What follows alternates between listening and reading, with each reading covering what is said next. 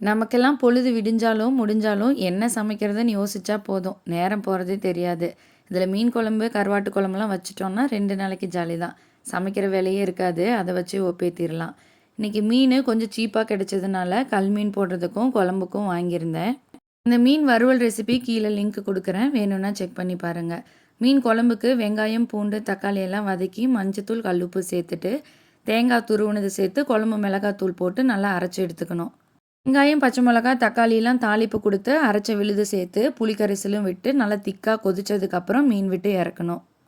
நமக்கெல்லாம் சமையல் ராணினா அம்மா தான். அவங்க கிட்ட கூட எப்படி வேணாலும் சமைச்சு பாராட்ட வாங்கிரலாம்.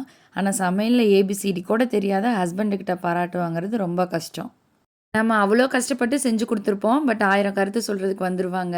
என்ன மாரி எத்தன பேர் இருக்கீங்கன்னு மறக்காம கமெண்ட்ஸ்ல சொல்லுங்க. இன்னைக்கு லஞ்சுக்கு கல் மீனு, மீன் குழம்பு தான். வீடியோ புடிச்சிருந்தா மறக்காம சப்ஸ்கிரைப் பண்ணிக்கங்க.